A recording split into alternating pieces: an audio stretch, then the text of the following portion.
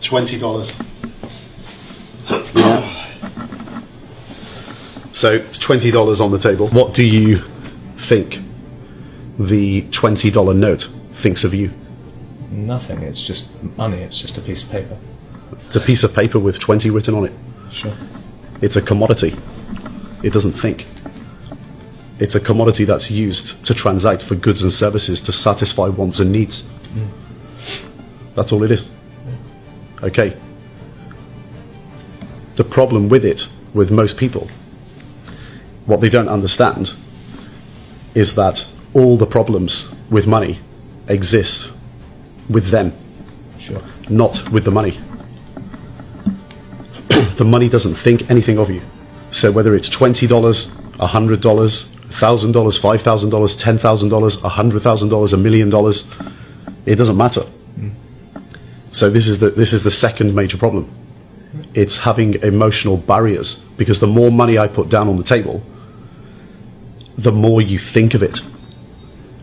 Sure. Because you think automatically of what it can buy you to satisfy wants and needs. Right. The key is to be indifferent.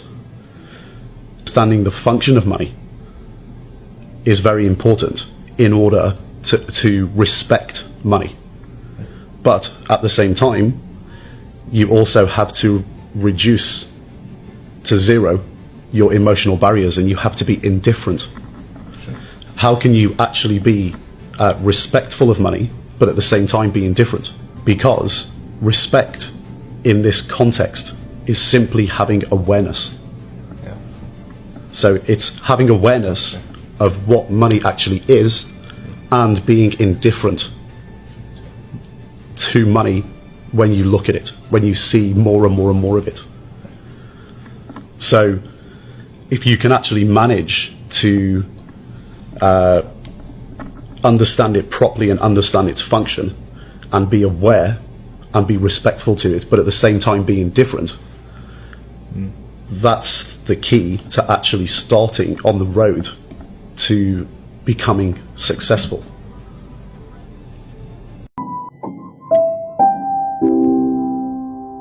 Wealth isn't a possession, it's a mindset, which is why it fucks so many people up. There's a big difference between wanting to spend millions of dollars and wanting to be a millionaire. They are not the same thing. And a lot of times people confuse the two things. Most people are consumers. They want to consume at a faster, bigger rate. So they want wealth so they can continue to consume. The whole fucking system is predicated upon consumerism. Consumerism isn't the path to wealth. It's quite the opposite. Wealth is built by putting your money to work, not spending it. That's a big difference. And having a wealthy mindset means, we talked about this a lot, but it's learning how to take your time and energy, which when you're younger, you tend to have more time and energy, and you trade your time and energy for opportunities to generate wealth or money. And then you have one of two things you can do with it. You can either eat your seed, which I just jumped to farming if you didn't follow me, right? You can either eat your seed or you can plant it. If you plant it, it creates what?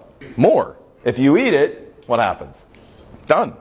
So a lot of people stay in the rat race, they stay on the rat wheel because they're constantly eating their seed. Money is abundant. There is no shortage of money. If you got out in this world and started looking around, oh my Lord, would you realize there is no shortage of money. There are people with an ungodly amount of money.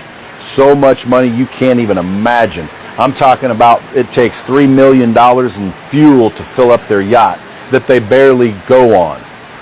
There's 2 helicopters on this yacht, okay? You start looking at this, you start seeing these people that are out in the world, you start seeing people with $90 million jets, you start finding people with frickin' $10 million worth of just cars.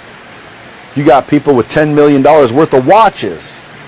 You got people with $100 million given to their children. How much money do they have to give their child $100 million? Folks, there is so much money in this world, it's unbelievable. Money is abundant. If you don't think it's abundant and you keep saying that it's not abundant, it won't ever be abundant. A lot of people walking around talking about, oh, money's hard to come by. You know, oh, it ain't easy getting rich. You know, they're pushing it away left and right with their negative talk and negative thoughts and their scarcity mindset. Money's hard to come by. You know, it ain't easy. No one's going to give me a loan. You know, well, I'm not a millionaire, I can't do it. It's always this negative self-talk bullshit. Okay? Switch that around. Money is abundant. Money is abundant. I easily attract wealth. I easily manifest wealth. I have a great ability to create wealth. I am gifted. I have a unique talent. I monetize that talent. I am super comfortable with wealth. I attract wealth. I do good things with wealth. I capitalize on my wealth. I am worthy of making a lot of money. I'm deserving of making money. Now, if any of that feels really uncomfortable saying it, speaking it, even hearing it, then you and I have some work to do to make what is uncomfortable comfortable. We're going to work on your thoughts, your beliefs, and your very language, so what is unfamiliar becomes familiar. Then you can truly manifest wealth and keep it too. If I want to attract a lot of money, I got to see myself with a lot of money. I got to mentally accept I've already got it. I don't let my bank account dictate that. The trick is to stay on that frequency. Most people look at the results and they let the results dictate the frequency they're on. That's why they keep getting the same results. They have the image in their mind, they're already reached the goal they want, they're already successful, and somebody else comes along and says, well, you haven't got those results. In my mind, I have, but they're not looking in my mind, they're looking at my present results. And then pretty soon I start listening to them, I think, God, they're right, I look at my results, I haven't got it. Do you see why we keep getting this poor results? You've got to see yourself with the good you desire. You've got to hold that image in your mind. You've got to know it's going to come, and that will attract everything that's necessary. How do you get rich? I don't think you need to get rich. I think you need to recognize that you are already rich. And what I mean by that is 3 planes of existence: spirit, mind, body. A lot of people want to get rich on the physical plane, but you can't get rich on the physical plane before you're rich on the mental plane. Your spirit was already rich. It was already abundant. So this is where it's about recognizing that your richness of life was recognizing truly what you were and who you were, and like what you're not. When you do that, now you can start to have thoughts that are in line with you being what you actually are. So I recognize that there's no lack in this universe. There is no lack. Everything is exactly here. Everything's here the way it's supposed to be. When I understand that's the same with me, now I can start to unlock the limited mindset and start to open my mind up to seeing that everything that I'll ever earn, everything that I ever accumulate, everything that I will ever have is already here. It's about me attuning myself and becoming that version of me that would be able to acquire that. When you do that, you'll see that you've always been rich. I'm going to reveal to you your theme of consciousness in relationship to money. This is really important to know because your theme of consciousness is going to determine how money flows in your life. Here we go. If you feel like money is always rejecting you, you're never worthy of it, or you see it as something that gets used against you, that would be coming from a theme of consciousness of the wound of rejection. If you feel that the system is wrong, that the banks are wrong, that the finance system is wrong, the wrong people have money, you never seem to have enough, you're wrong for not having money, you judge yourself, all these types of things, that's the wound of judgment. If the topic of money overwhelms you, you get stressed by it, it's too much, trying to make money is overwhelming, you never have enough, all these types of things, that is the wound of overwhelm. If you feel like you always lose it, you never have enough, you regret your purchases, you feel like money just comes and goes, you never can really keep it, you're just always losing it, that is coming from the wound of loss. Distrust is when you have paranoia, you have anxiety about money, you feel like money is shady, it leads to negative things, it gets used to hurt people, you don't trust yourself how you spend money. That is all coming from the wound of distrust. If you have the wound of inadequacy in relationship to money, it means you use desire and you use money as a way of filling the void of feeling better about yourself. This is usually the person that likes to go shopping and put things on a credit card so they can fill a sense of inadequacy with purchasing, with using money that usually they don't have. If you have the wound of violation in your relationship to money, it means that it always frustrates you. You always feel violated by it. Every bill really pisses you off type of thing. And it feels like a giant system rigged to just be an obstacle to you. It's always blocking you. If you have the wound of insecurity in relationship to money, it's really all about pride, and you feel like money is how you deal with insecurity. By becoming rich and prideful, you think that money is how you deal with insecurity. And deep down, you never have enough, and you might also put things a lot on credit to present yourself a certain way, but you actually aren't that. That's the most common way that shows up. Once we move into the themes of healing, finally it's starting to be a lot healthier. So when we move into accountability, we finally just have like a pretty decent relationship. We're responsible. We feel like, yeah, man, like it is what it is. You just, you work hard, you do what you got to do, you live integriously. You don't need to lie, cheat, or steal for it. You just be accountable and it'll all work out. It's kind of like do your duty type of thing, honor. All right, when you get to ease, you realize that you feel, this is almost like the theme of retirement. It's when we kind of just feel relaxed about our relationship with money. We understand it comes and goes. We feel confident that we can make it back when we need to, if we need to. We can take setbacks, we can take losses. We just roll with the punches of life. This is a really good, confident place for a lot of people to get to. We feel very content. Now, self-motivation, now we're starting to move into the way higher themes of positive momentum. Self-motivation, this is the theme of entrepreneurs, right? So this is like the topic of how much can I make? We finally start to have a really positive relationship with money where we kind of feel like there's no limit to how successful we can be. We feel motivated by it. We enjoy it. We have zero guilt. That's long gone. All these wounds are long gone. We have a really healthy relationship with exploring our potential of abundance in life.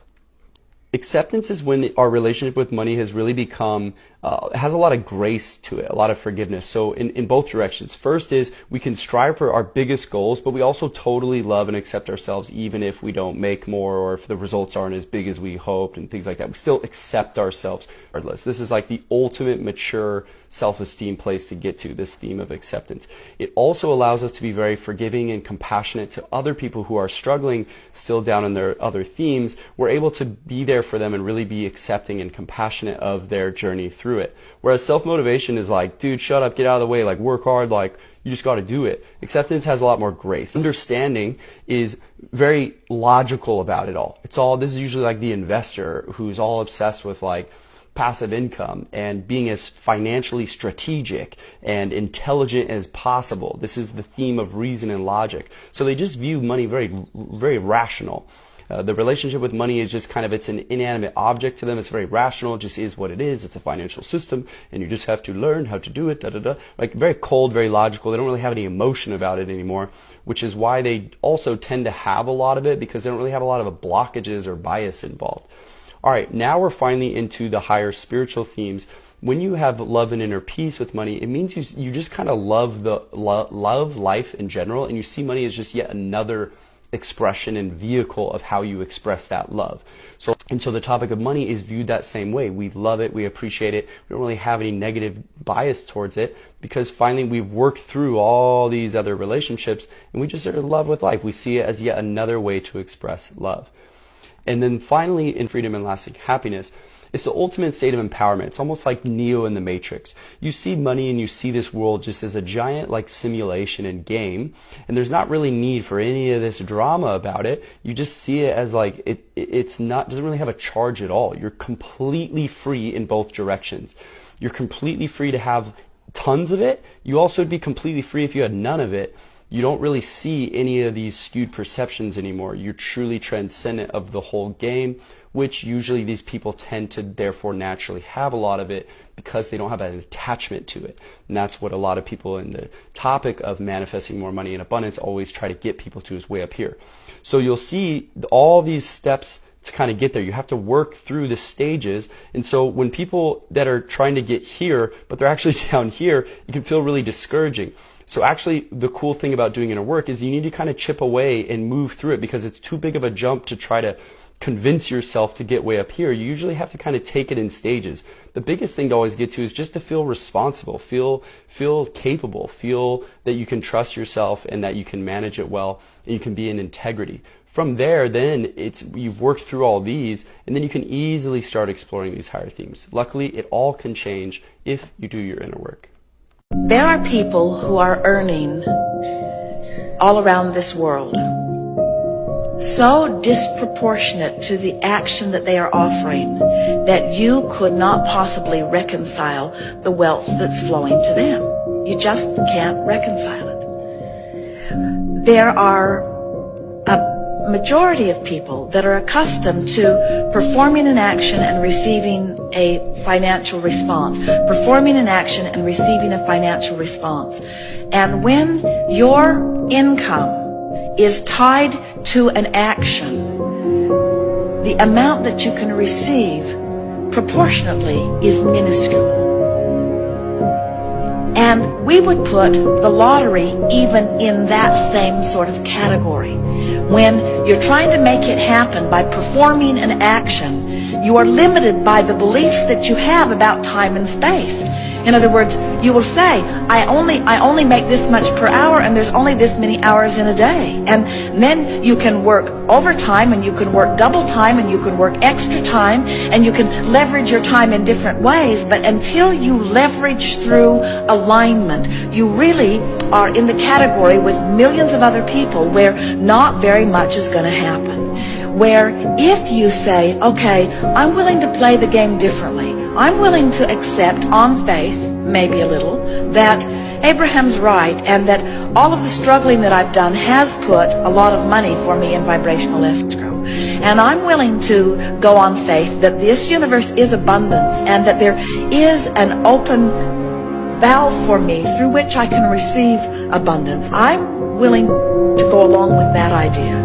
And I'm willing to play it that way for just a little while, where instead of considering action in relationship to money, I instead consider emotion in relationship to money. These 3 books teach you more about money than a degree ever will.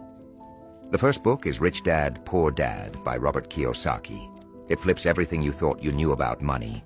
Kiyosaki shows you how the rich think differently and how you don't have to work for money, but instead make money work for you. The next book is The Psychology of Money by Morgan Housel. This book explains why being smart with money isn't about IQ. It's about behavior. It breaks down how emotion, ego, and habits shape your financial success more than math ever could. Finally, Think and Grow Rich by Napoleon Hill. This book isn't just about money. It's about mindset. Hill studied the most successful people and found one common thread: belief, clarity, and action. Wealth starts in your mind. I read this book so you don't have to. Here's what I learned. Firstly, wealth is what you don't see. There's that famous phrase, money talks and wealth whispers, and I think that's really relevant here because a lot of social media tries to convince you that the epitome of wealth is fancy cars and designer clothes, but in actuality, wealth is what you don't see. It's your savings, your investments, your assets. That's not to say that rich people don't buy nice things, of course they do, but one of my favourite quotes from the book is that someone with a $100,000 car might be wealthy, but all that tells you about their wealth is that they're $100,000 less well off than when they bought the car, or they're $100,000 more in debt. We often gauge people's financial success based on their appearance because we don't see their brokerage account, we don't see their savings. Another quote I really love is when people say they want to be a millionaire, what they really mean is they want to spend $1 million, not actually be a millionaire. Another key takeaway is the man in the car paradox. So the author talks about his experience being a valet driver and driving around Lamborghinis, Ferraris, and this giving him the aspiration to one day own one of these cars because he thought it signalled to others his wealth, importance and taste. The irony is he never actually looked at the drivers, he looked at the cars. Instead of thinking, wow, that guy is so cool, he was thinking, how cool would I be if I had that car? So that's where the paradox comes in, because we're buying these things because we want to be seen as wealthy so that we're liked and admired. But often the people that you're trying to attract to admire you aren't doing so because they're only using your wealth signalling as a benchmark for their own desire to be liked and admired.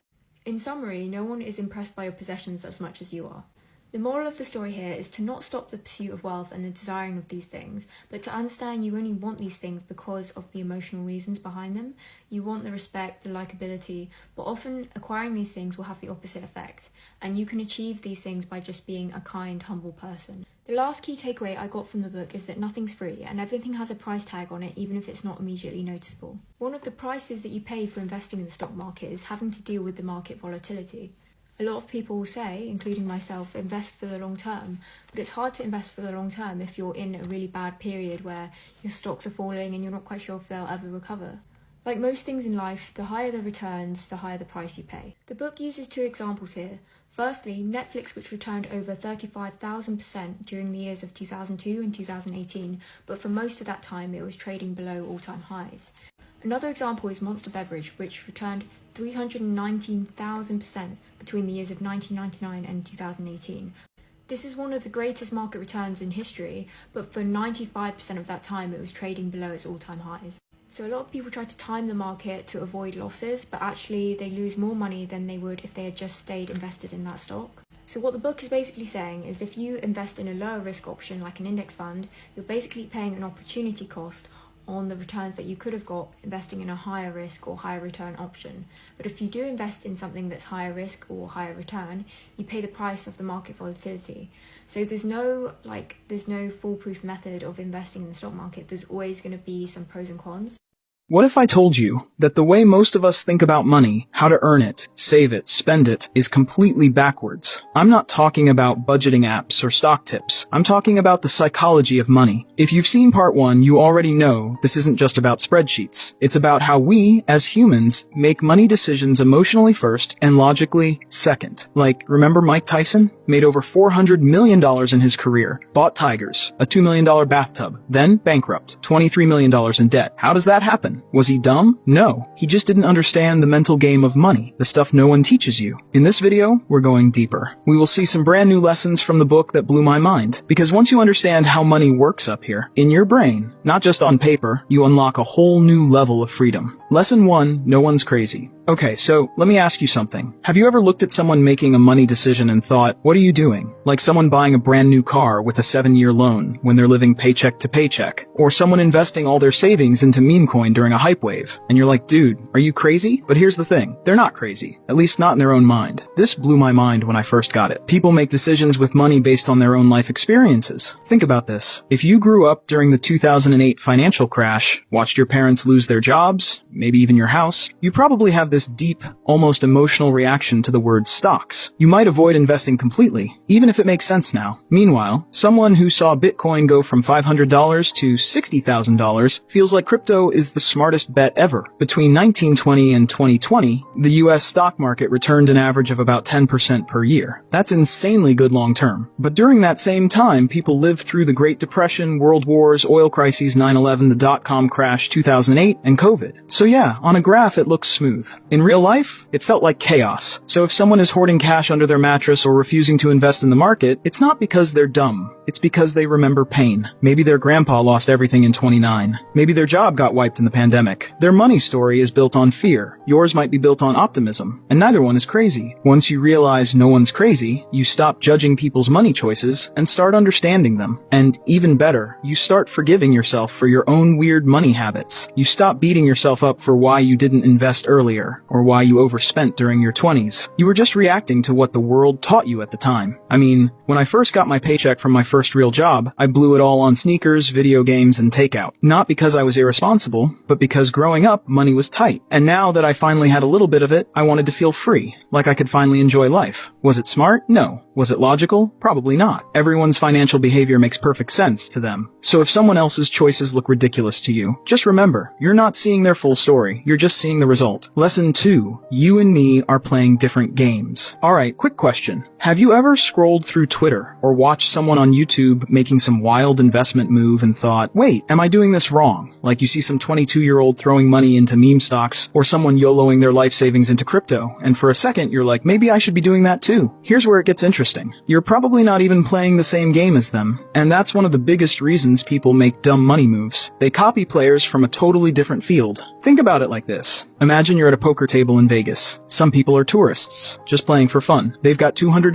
they're willing to lose. Then there's a pro. This is how they make a living. They've studied the game, they've got a strategy, they're thinking 10 moves ahead, and then there's that guy who's just drunk, doesn't know the rules, and is going all in every hand like it's blackjack. Now imagine you're watching from across the room, and you try to copy that drunk guy because he won one hand. That's what most people are doing when they see viral finance content online. They're mimicking players who aren't even in their league, in a game that isn't even theirs. Even inside your friend circle, some might be saving for retirement, some trying to buy a house, others just stacking cash for a 3-month Euro trip. So why would you all follow the same money advice? This lesson right here. Once you get it, you stop being distracted by noise. You gotta know what game you're playing. Are you trying to build wealth slowly and safely, or are you trying to triple your money in 3 months? And once you're clear on that, everything else becomes way easier. You're not swayed by hype. You're not stressed by volatility because you're not playing their game. You're playing yours. That's why sometimes the best financial advice is just ignore them. They're not you. Lesson 3, the greed trap. There's this story about Rajaratnam, a billionaire hedge fund guy. He was already worth hundreds of millions, set for life. Private jets, mega mansions, the works. But he got caught in one of the biggest insider trading scandals ever. Why? He wanted more. Not needed. Wanted. At that level, money doesn't even change your lifestyle anymore. It's just scoreboard ego. Now I know what you're thinking. Yeah, but that's billionaires, not me. But this shows up in everyday stuff too. Like, you start investing. Your goal is to make 10% a year. But one day you see someone on Reddit make 30% in a week. Now you want that. So you start chasing riskier stuff. Crypto coins with weird names, options you don't fully understand. All because maybe I could get more. And then market drops. And you're like, what just happened to my plan? That's how greed quietly wrecks good strategy. It whispers, just a little more, then you'll be happy. But it never tells you what enough looks like. Daniel Kahneman once said, happiness doesn't come from getting everything. It comes from not needing everything. Because at some point, more money stops being about security. It starts being about status. And that's when things get dangerous. You see it in the news all the time. Rich people still making reckless bets. Because when there's no definition of enough, greed becomes the boss. But you can beat this. You just have to define your own version of enough. Like a target. A point where you can say, cool, I'm good now. I don't need to keep chasing. It could be, I want 50K in savings. Or I want to work only 4 days a week. Or I want to retire at 45. Whatever it is, make it real. Make it yours. Because if you don't set a finish line, someone else will set it for you. And let's be honest, what's the point of building wealth if you can't even enjoy it? Lesson 4, compounding. Okay, imagine this. You're walking past a tree. It's tiny. You barely notice it. A few years later, it's still kind of small. Then you come back 10 years later and it's towering over your head. Massive. Unstoppable. And you're like, when did this happen? That's compounding. But people underestimate it all the time. Not because it's hard to understand, but because it's hard to feel. We live in a world where we expect fast. Lose 10 pounds in a week. Make 10K a month in 30 days. But compounding? It's slow. Boring even. At first. And then it punches you in the face with how powerful it is. Warren Buffett. Yeah, the guy we always hear about. Do you know what his net worth was when he turned 50? It was around $300 million. But you know what's really insane? 99% of his net worth came after his 50th birthday. Today he's worth over $100 billion.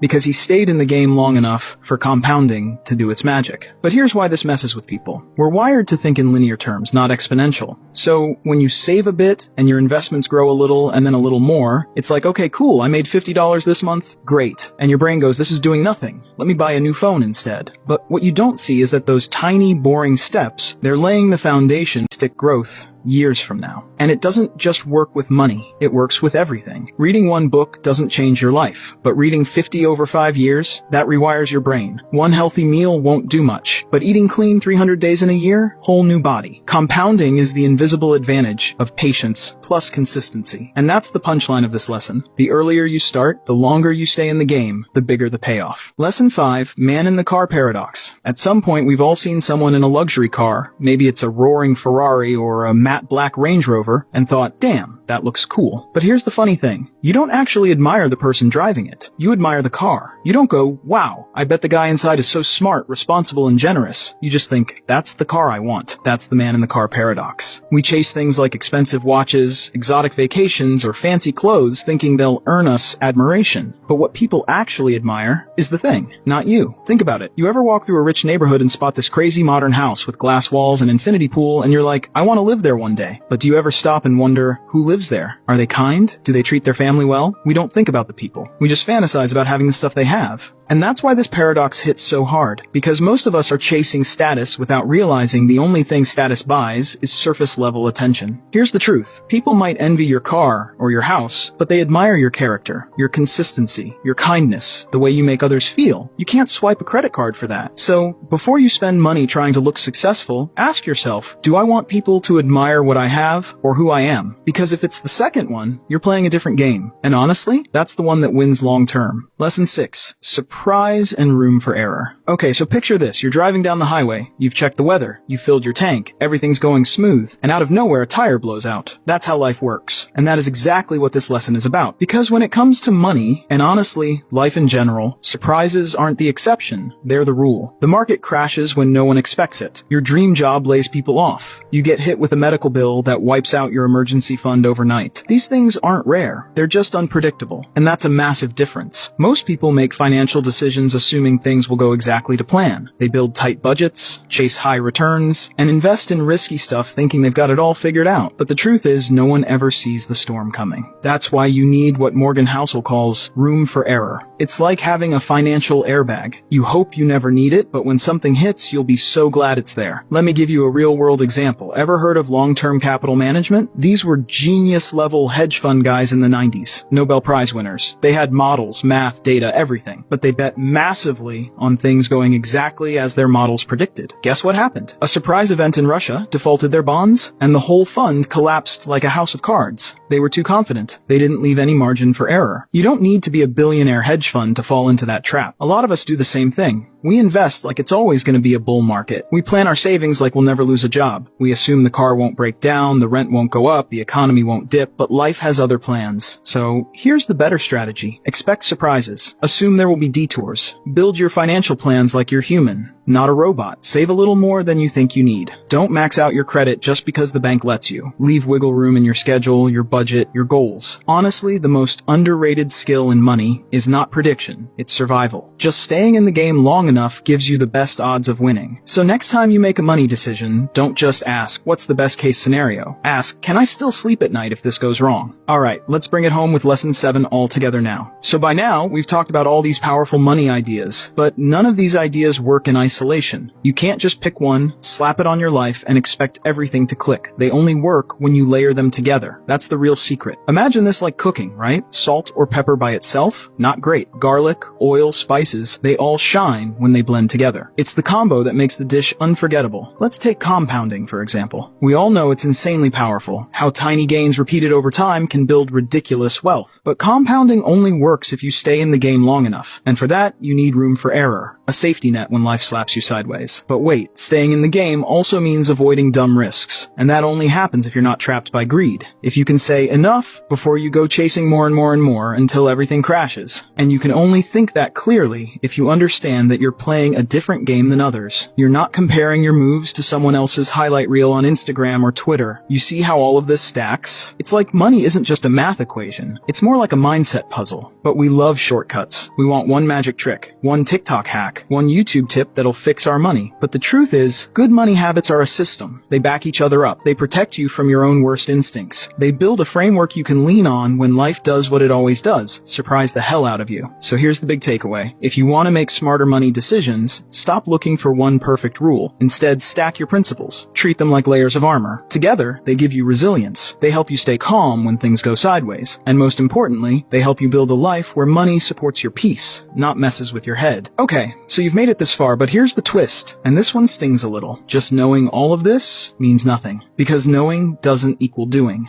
This is the part where most people trip. It's easy to read a book, watch a video, feel all fired up, and then do absolutely nothing differently. It's like going to the gym, watching everyone lift weights, and thinking that alone made you stronger. Let me ask you something. How many people know they should save more, spend less, avoid credit card debt, invest early, not compare themselves to others? Most people. Now how many actually live that way? Yeah, that's the gap. So why is that? Because money isn't just a numbers game. It's an emotional one. We don't make decisions based on logic. We make them based on stress, fear, ego, pressure, and shiny things that promise happiness. That's why the most powerful money skill isn't intelligence. It's behavior, discipline, patience, self-awareness, the ability to delay gratification, to walk away when everyone else is chasing, to stay in the game when others panic. You just need to stick to the basics, consistently. Think long-term, stay humble, save more than you spend, build margin in your life. Don't chase what others flaunt. Invest regularly, let compounding do its thing, and most importantly, keep your cool when it's tempting to panic. None of that sounds sexy, I know, but that's the point. The game isn't won by the flashiest player, it's won by the calmest. So the real final lesson? Turn insight into action. Don't just nod along. Take one idea from this video, just one, and start applying it today. Because once you do, you've already won half the battle most people never even show up for. And that's what separates those who just watch content from those who change their lives with it. And if you read Rich Dad, Poor Dad,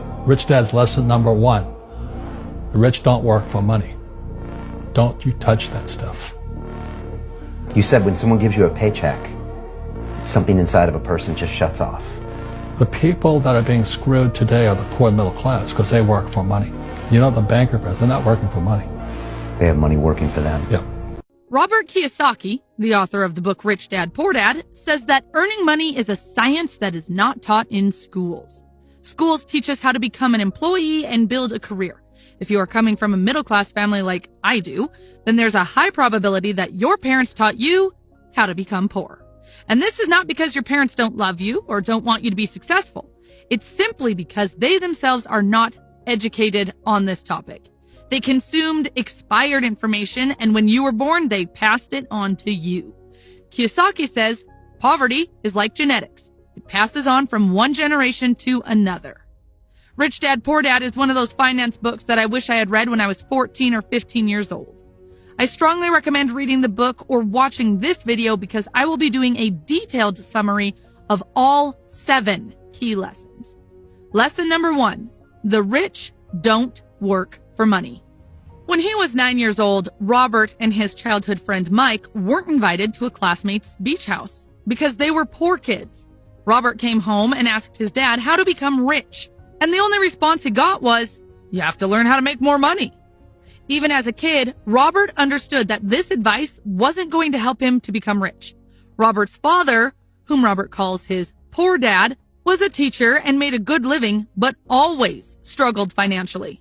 Seeing how determined Robert and his friend Mike were to learn about making more money, Robert's dad, the poor dad, advised them to go and talk to Mike's dad, whom Robert called his rich dad.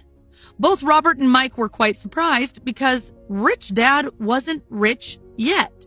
Plus, he never finished 8th grade, but ran multiple successful businesses. Nevertheless, they went to meet Mike's dad. On the day of the meeting, he asked them if they were ready to learn how to make money.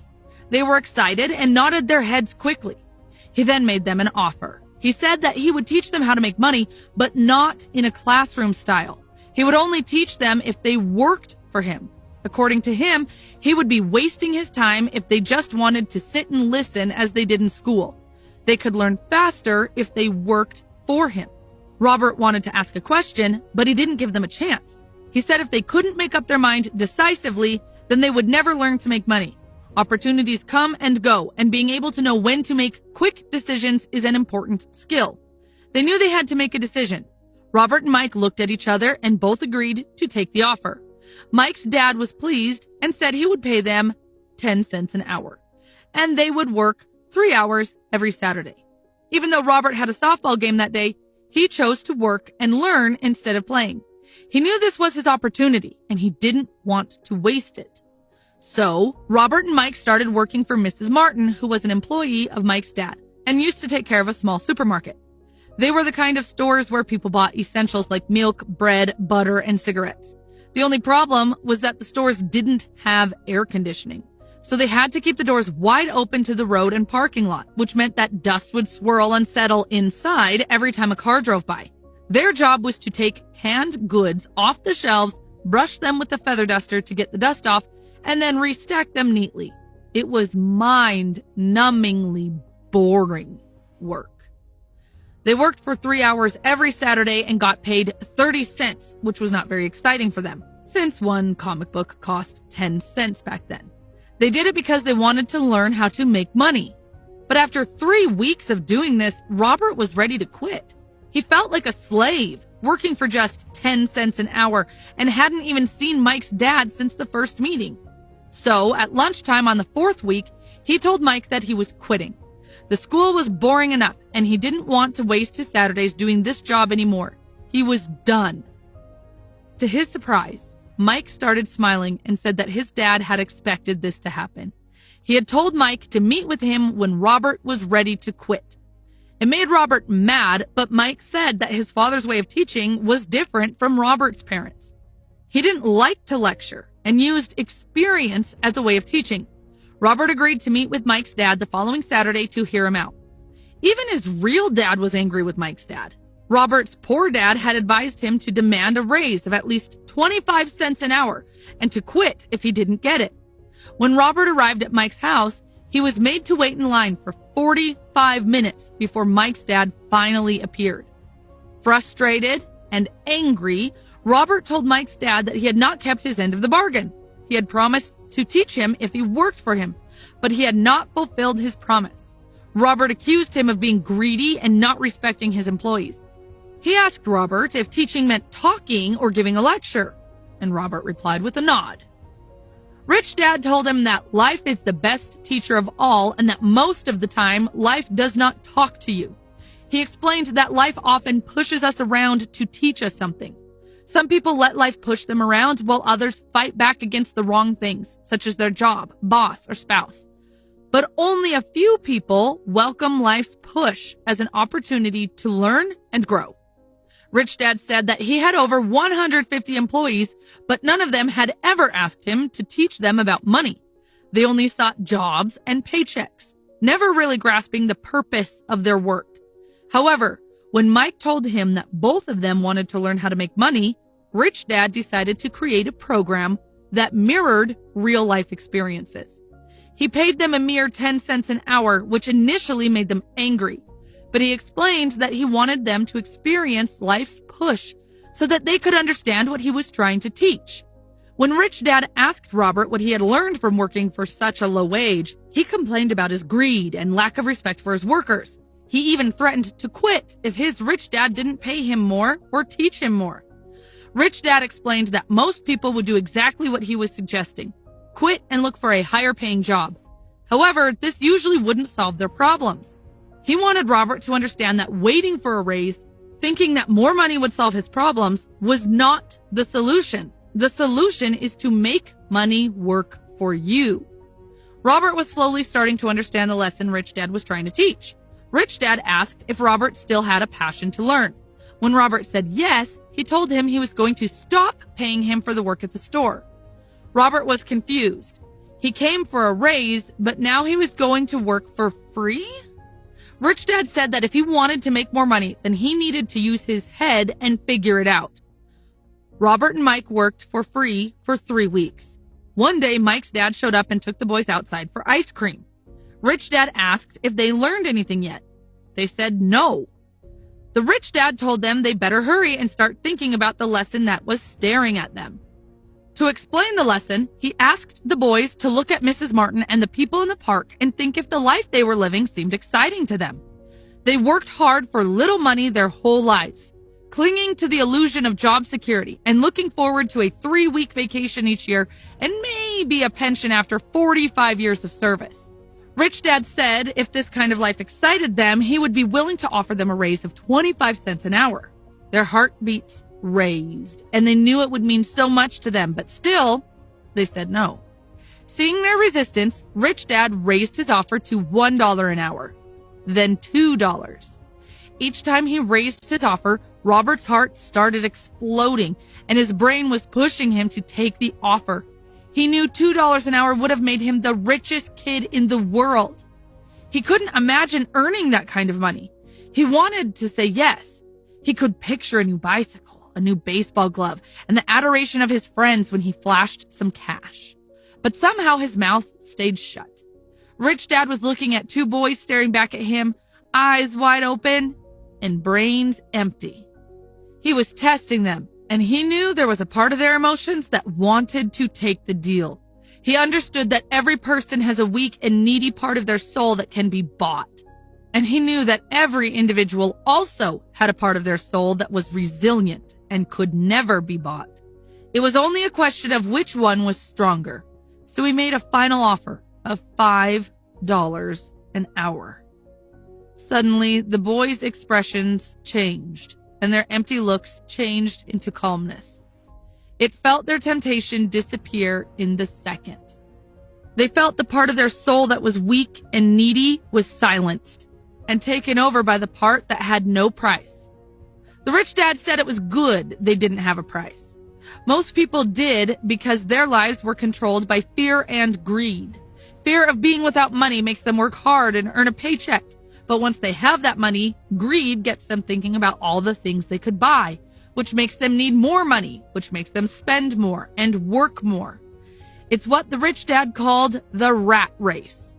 Mike asked if there was another way, and Rich Dad said there was, but not many people knew about it. Mike wanted to know what it was, and Rich Dad said they would learn it while working with him for no pay. Mike asked for a hint, and Rich Dad replied that the first step is to tell the truth. When asked what truth, he replied that it was about how they feel, and they must confess it to themselves, not others. Rich Dad expressed doubt that the people working for him were capable of confessing their truth. Instead, they feel the fear of not having money and respond emotionally rather than logically. They do not confront their fear, and their emotions control their brains. They work to earn money, hoping it will relieve their fear. But it never does. Money governs their emotions and souls, and they refuse to acknowledge this truth. Rich Dad urged them to avoid this trap, stating that being rich does not solve the problem. When asked why, he introduced the other key emotion: desire. It's common for people to desire things that are better, prettier, or more exciting. They often work for money because they think it will make them happy. But the happiness from money is short-lived. Many rich people are actually driven by fear, thinking that money will make them feel secure. However, they end up fearing losing it all, which makes them more anxious than when they were poor. Emotions often control our thinking, and fear can lead us to make decisions that don't solve the real problem. For example, when someone is afraid of not having enough money, they might think getting a job is the only solution. But in reality, a job is only a temporary fix for a long-term problem. It's important to learn how to think for ourselves and not let our emotions control us. Rich Dad said that he saw hope when both of the boys agreed to work for free. And they also took the first step when they resisted their emotions when Rich Dad tempted them with more money. They were learning to think in spite of being emotionally charged. He told them to keep working, and the sooner they forget about needing a paycheck, the easier their adult life would be. He encouraged them to keep using their brain, work for free, and soon their mind would show them ways of making money far beyond what he could ever pay them. They would be able to see things that others couldn't. The moment they saw one opportunity, they would see them for the rest of their lives. The boys did as Rich Dad advised, and pretty soon they saw an opportunity in creating a library where kids could pay an admission fee and read as many comic books as they wanted. They hired Mike's younger sister to be the head librarian. She charged each child 10 cents for admission to the library. It was a bargain for the kids since a comic book cost 10 cents each, and they could read 5 or 6 in 2 hours. Mike and Robert averaged $9.50 per week over a 3-month period. They paid his sister $1 a week and allowed her to read the comics for free. They had to close the library after 3 months because of a fight that took place there, but they had already learned how to make money work for them, even when they weren't physically present. They had learned the first lesson, which was, the rich don't work for money. They were ready to learn more, and Mike's dad was ready to teach them. Lesson 2. Why teach financial literacy? When people ask Robert where he started getting rich, he gives them the same answer his rich dad gave him. If you want to be rich, you need to be financially literate. For example, accounting is a subject that is boring, confusing, but absolutely crucial to financial success. To make it easy, Rich Dad used pictures and simple language to teach it to the 2 boys. One of the first things Rich Dad explained to Robert and Mike was the difference between an asset and a liability. He said that if you want to be rich, the only thing you need to do is buy assets. That's all you need to know to get rich. But despite it being so simple, it's something that many people don't understand. When Rich Dad first explained it to Robert and Mike, they thought he was joking because the concept was so simple. How could adults not understand this? Shouldn't everyone be rich? The problem is that most people have been educated differently by bankers, financial planners, and others. So they must unlearn what they think they know. And because of that, they buy liabilities thinking that they are assets. Robert uses simple definitions for assets and liabilities. An asset is something that puts money in your pocket, and a liability is something that takes money out of your pocket. This is the cash flow pattern of an asset. The top part of the diagram is an income statement, often called a profit and loss statement. It measures income and expenses, money in and money out. The lower part of the diagram is a balance sheet. It's called that because it's supposed to balance assets against liabilities. Assets add to your income. They put money in your pocket. For example, if you have a house and you rent it out, then it's an asset because it puts money in your pocket every month. And this is the cash flow pattern of a liability.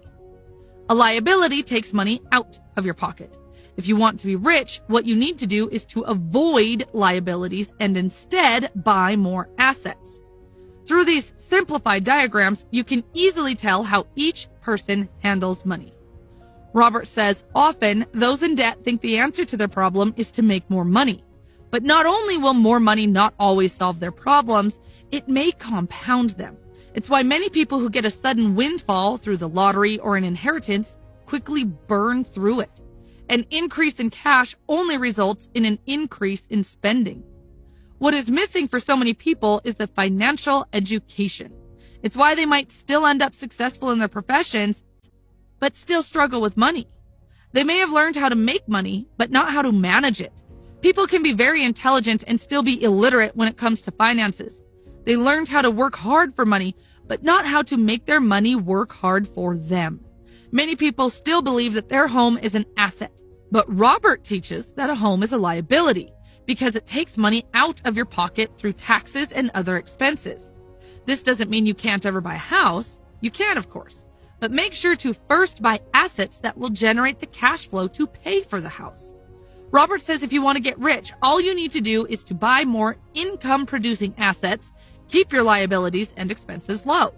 And when will you know that you already have enough wealth? Robert uses the following definition for wealth. Wealth is a person's ability to survive so many number of days forward, or if I stopped working today, how long could I survive? Another way of stating it, wealth is the measure of the cash flow from the asset column compared with the expense column. When your assets generate enough income to cover your expenses, you are wealthy, even if you are not yet rich. Lesson 3. Mind your own business.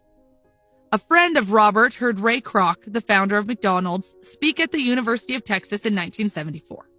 Afterward, Ray agreed to join the students at their favorite hangout for a few beers. He asked the students what business he was in. At first, they laughed. And then they answered that he was in the business of selling hamburgers, of course. But Ray told them he was not in the hamburger business, but in the real estate business. He knew that the land and location of each franchise were the most significant factors in its success. Today, McDonald's is the largest single owner of real estate in the world, owning some of the most valuable intersections and street corners around the globe. There's a big difference between your profession and your business. Often, Robert asks people, "What's your business?" And they say, "Oh, I'm a banker."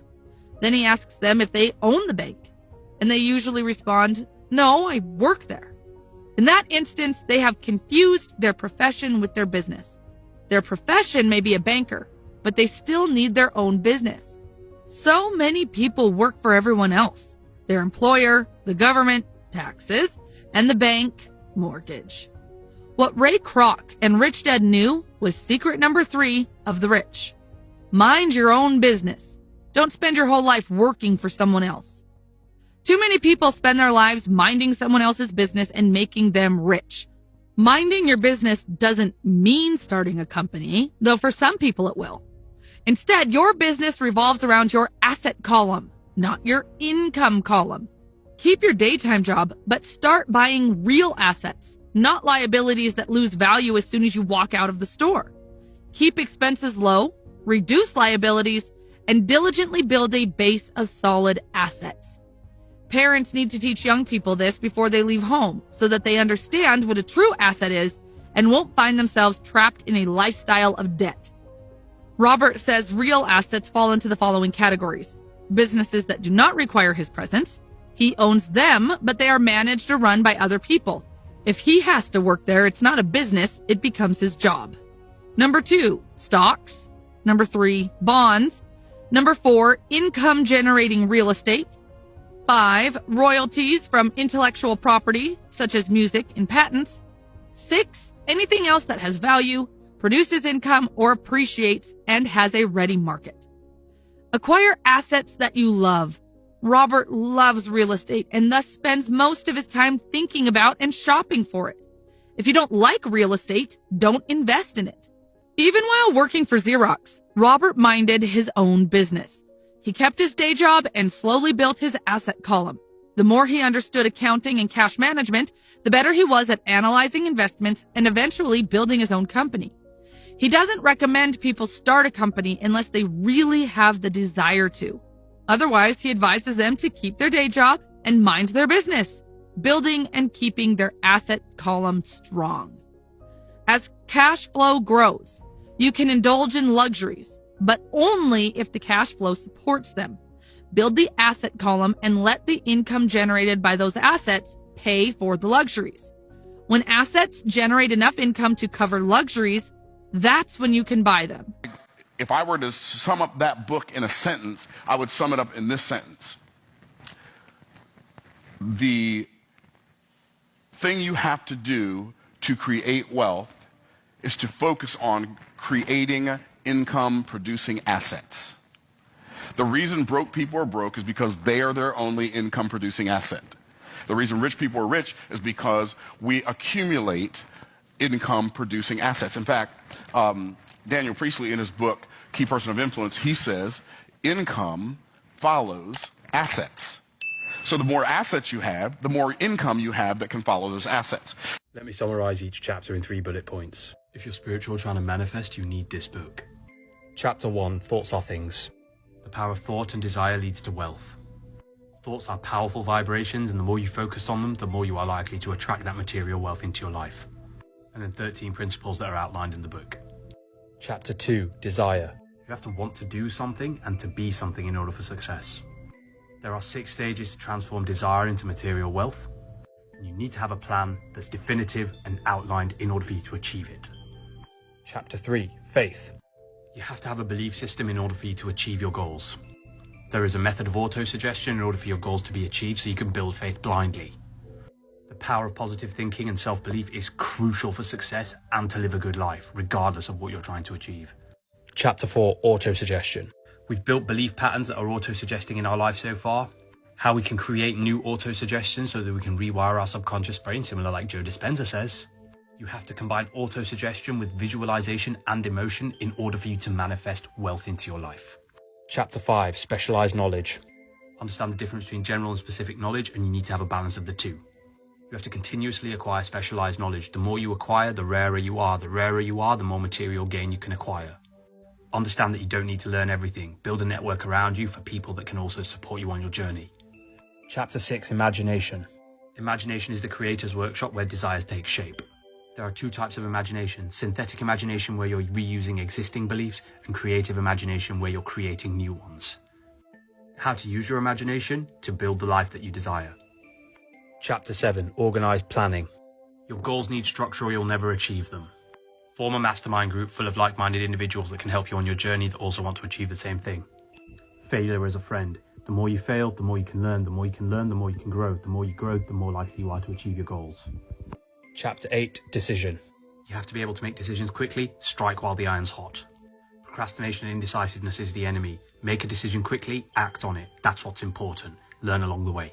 Successful people make decisions quickly, and if they're wrong, they'll change along the way and adapt along the journey. Chapter 9, Persistence. Persistence and resilience is essential to overcoming your obstacles to achieve wealth. The chapter also identifies main causes of failure and how to overcome them. How to develop persistence through motivation and purpose. Chapter 10, Power of the Mastermind. Mastermind suggests that 2 or more people can acquire knowledge and they can apply it more effectively. Aligning with like-minded individuals on the same vibration as you can actually bring about more success quicker. Harmonious cooperation and intelligence brings about better results and quickly. Chapter 11, The Mystery of Transmutation. You can channel this energy into creative and productive endeavors. It can be a powerful motivator and a source of extremely creative imagination. How to convert that energy instead of actually using it up like a chimpanzee in a zoo so that you can actually bring about success into your life. Chapter 12, The Subconscious Mind. The subconscious mind is connected to divine source. It is tapped into infinite intelligence. The subconscious mind needs to be fed like anything else, and you need to feed it with positive and constructive things. The more you build auto-suggestion positively, the more it influences your subconscious mind, the more you can attract that wealth into your life quicker. Chapter 13, The Brain. The brain is a broadcasting and receiving station for your thoughts. How the brain communicates with the subconscious for your thoughts to bring them about into actions and desires into your reality. How a positive mental attitude actually helps your brain function properly. Chapter 14, The Sixth Sense. The sixth sense is linked to intuition. Intuition is linked to your subconscious mind. Your subconscious mind is part of divine intelligence. Treat intuition as a guardian angel that guides you along the way, providing inspiration and motivation on your journey as long as you can learn to trust and develop it. How to develop and trust intuition along the journey. Chapter 15, The 6 Ghosts of Fear. There are 6 root fears that every person has. These fears paralyze thoughts, behaviors, and actions in order for you to not achieve your goals and dreams. Strategies to overcome these fears through self-analysis and building constructive habits. Honestly, get the fucking book. It's so good. Not just for wealth, but for anything. If you